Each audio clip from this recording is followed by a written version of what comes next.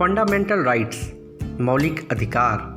हम सब कभी न कभी कहीं ना कहीं अपने हक के लिए इस शब्द का इस्तेमाल करते हैं। शायद आप सभी ने बाल गंगाधर तिलक की वाक्य जरूर सुनी होगी कि स्वतंत्रता हमारा जन्मसिद्ध अधिकार है, और इसके बाद से ही आम लोगों के मौलिक अधिकार की बातें होने लगी, क्योंकि उन दिनों हम अंग्रेज़ों के गुलाम थे और अंग्रेज हम पर अत्याचार करते थे। और इसी के मद्देनज़र हमारे संविधान निर्माता ने संविधान में लोगों को मिलने वाले मौलिक अधिकार की रचना की। मौलिक अधिकार भारतीय संविधान के भाग 3 में निहित है। इसी भाग के अंतर्गत अनुच्छेद 12 से अनुच्छेद 35 तक में विस्तृत विवरण दिया गया है। तो चलिए विस्तार से इसकी चर्चा करते हैं।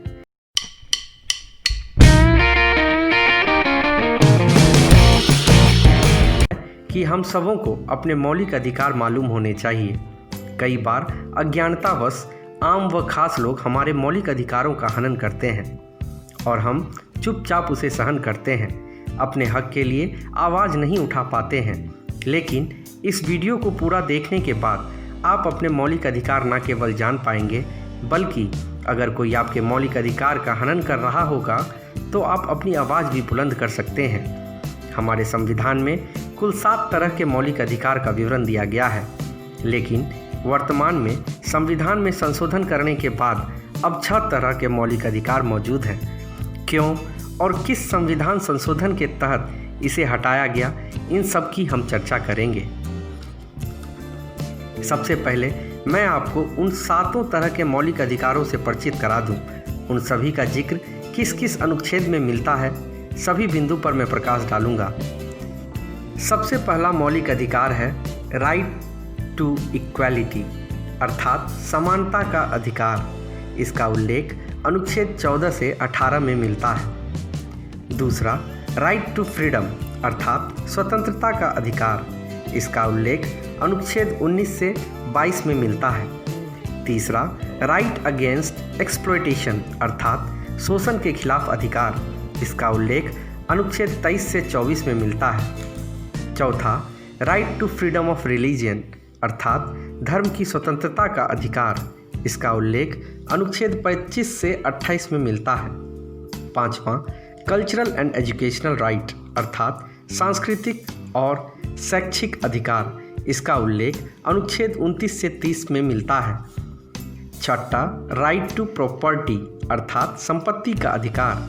इसका उल्लेख अनुच्छेद 31 में मिलता है।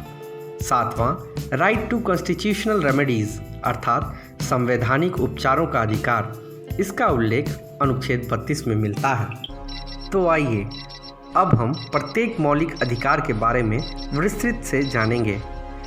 इसे शुरू करने से पहले यह जानना बेहद ज़रूरी है कि मौलिक अधिकार के सिद्धांत को अमेरिका से लिया गया है। अमेरिका में इसे बिल ऑफ राइट्स के नाम से जाना जाता है और हम सब इसे फंडामेंटल राइट्स कहते हैं। चलिए अब हम राइट टू इक्वालिटी के बारे में बात करते हैं। जैसा कि हम पहले ही जान चुके हैं कि राइट टू इक्वालिटी समानता का अधिकार। इस अधिकार का जिक्र अनुच्छेद 14, अनुच्छेद 15, अनुच्छेद 16, अनुच्छेद 17 और अनुच्छेद 18 में निहित है, और प्रत्येक अनुच्छेद में हर छोटी बड़ी बातों को ध्यान में रखकर समानता के अधिकार पर प्रकाश डाला गया है। अनुच्छेद 14, equality before law and equal protection of law, अर्थात कानून के समक्ष समानता एवं कानून द्वारा सबको संरक्षण। इसी अनुच्छेद 14 के कारण सुनते हैं कि कानून की नज़र में सभी बराबर हैं और न्याय मिलना उनका अधिकार है। चाहे कोई भी हो, कानून की नज़र से नहीं बच सकता है।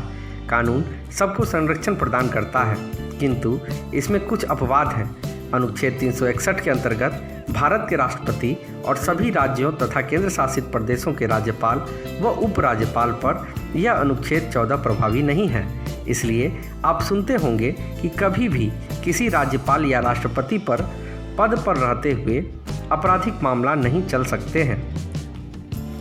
राष्ट्रपति, राज्यपाल तथा उपराज्यपाल को छोड़कर बाकी सभी भारत के नागरिक पर अनुच्छेद 14 प्रभावी है। यह अनुच्छेद प्रत्येक नागरिक के लिए रक्षा कवच का काम करता है। इससे आप पर कोई कानून का धौंस दिखाकर डरा या धमका नहीं सकता है और ना ही आप पर अत्याचार कर सकता है, क्योंकि अनुच्छेद 14 के तहत कानून के समक्ष सभी समान हैं और कानून उनको संरक्षण प्रदान करेगा। हालांकि वो बात अलग है कि जब कानून के ठेकेदार ही भ्रष्ट और लालची हों तो निर्भया जैसे मामलों में न्याय मिलने में 8 वर्ष लग जाते हैं।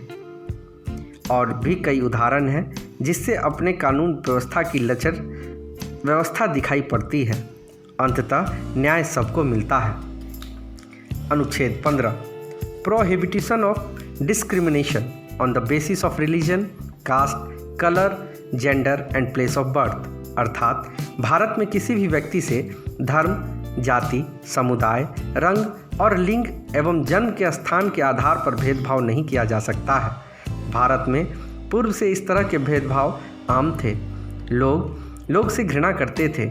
ऊंची जाति, नीची जाति बहुत छुआ करती थी। पहले नीची जाति के लोग मंदिर नहीं जा सकते थे, वह किसी ऊंची जाति के लोगों से बात नहीं कर सकते थे। पर हाँ, ऊंची जाति के लोग उस नीची जाति के लोगों पर धौंस जमा सकते थे, बंधुआ मजदूरी करवा सकते थे, उनकी ज़मीन हड़प सकते थे। नीची जाति के लोगों की बहू बेटी को इज्जत आबरू से खेल सकते थे, मगर नीच जाति के लोग उन पर हो रहे इस अत्याचार के खिलाफ आवाज़ नहीं उठा सकते थे। अगर कोई ऐसा करता था तो उनकी आवाज़ कुचल दी जाती थी, यहाँ तक कि उनको मौत के घाट भी उतार दिया जाता था। इस अनुच्छेद को बेहद करीब से समझना हो तो आप आयुष्मान खुराना की मूवी आर्टिकल 15 जरूर देखें। यह फिल्म आपके बंद आंखें खोल देगी। इस तरह के हालात आज भी मौजूद हैं। बहुत लोगों को अपने इस मौलिक अधिकार की जानकारी ना होने की वजह से अपने ऊपर हो रहे जुल्म के खिलाफ आवाज़ नहीं उठा पा रहे हैं।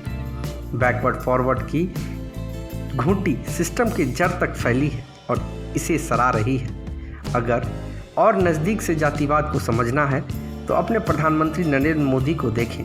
वो भी चाय वाला होने की दंश झेल चुके हैं। आपने यह महसूस किया होगा कैसे कांग्रेस, सपा, बसपा, कम्युनिस्ट पार्टी आदि के फॉरवर्ड नेता मोदी जी का उपहास उड़ाते थे, किंतु यह अनुच्छेद 15 उन सबको संरक्षण प्रदान करता है। हमारे यहाँ अर्थात भारत में हर धर्म समुदाय के लोगों के रहने की आज़ादी है, क्योंकि हमारा देश धर्मनिरपेक्ष है। अगर हम अपने अतीत में झांकें तो पाएंगे कि किस तरह विदेशी आक्रांता जिसने हमारे देश पर कब्जा कर रखा था, चाहे वो मुगल हो आदि, जो ज़बरदस्ती लोगों का धर्म परिवर्तन कराते थे, जो उनके धर्म को स्वीकार न करता था उन पर कई तरह के कर लगाते थे, शोषण करते थे। मैं किसी धर्म विशेष पर टिप्पणी नहीं करना चाहूँगा, मगर हालात तो ऐसे ही थी। हमारी बिल्ली हम ही को म्याऊं। पाकिस्तान उसी धर्म विशेष का नतीजा है। कुछ वर्ष पूर्व महाराष्ट्र में एक नेता ने मुहिम चालू की थी, बिहारियों को खदेड़ो महाराष्ट्र से। हमने तो अमेरिका फर्स्ट या इंडिया फर्स्ट जैसी बातों को सुनी तो ये डाइजेस्ट कर सकते थे, लेकिन ये क्या, महाराष्ट्र फर्स्ट, ये कौन सी बात हुई? महाराष्ट्र में सिर्फ मराठी रहेंगे, बिहार में बिहारी, पंजाब में पंजाबी आदि। इन्हीं सब कुरीतियों व कचरे वाली मानसिकता को ध्यान में रखकर हमारे संविधान निर्माता ने मौलिक अधिकार के बारे में विस्तार से विवरण किए हैं। अगर आप पर भी कोई भी धर्म, जाति, समुदाय, रंग, लिंग और जन्म स्थान संबंधी किसी भी तरह से आक्षेप करता है तो आप बेशक उसे मौलिक अधिकार भाग 3 के तहत अनुच्छेद 15 से अवगत करा दें, क्योंकि ये देश संविधान से चलता है और उसमें लिखी हर एक बात पत्थर की लकीर है और कोई भी संविधान से ऊपर नहीं है।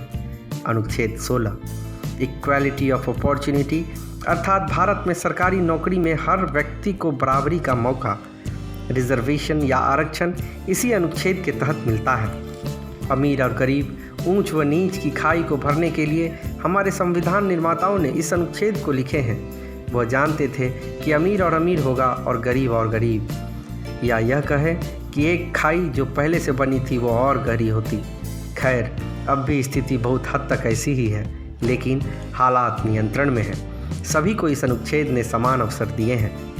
वैसे मेरा मानना है कि सरकार को एक बार फिर से आरक्षण की समीक्षा करनी चाहिए। अनुच्छेद 17 इस अनुच्छेद ने छुआछूत वाली प्रथा का अंत कर दिया। पहले निम्न जाति के लोग से ऊंची जाति के लोग घृणा करते थे, उनका छुआ पानी तक नहीं पीते थे। हालात ऐसे होते थे कि अगर कोई निम्न वर्ग या दलित किसी कुएं को पानी भर लेता था तो उस कुएं तक को बंद कर देते थे। अगर वह मंदिर घुस जाए तो मंदिर को गंगा जल से पवित्र किया जाता था।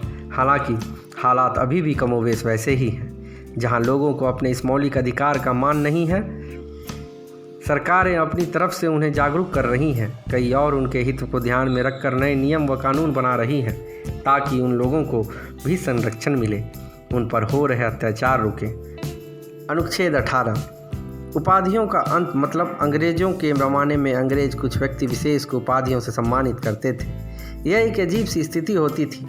कई बार भारतीय उस उपाधि को लौटा भी देते थे। उपाधि आमतौर पर वर्चस्व प्रदर्शित करने का प्रतीक बन गया था। हालिया दिनों में भी छुटपुट कहीं कहीं आपको ऐसे व्यक्ति मिल जाएंगे, लेकिन संवैधानिक दृष्टिकोण से यह गलत है।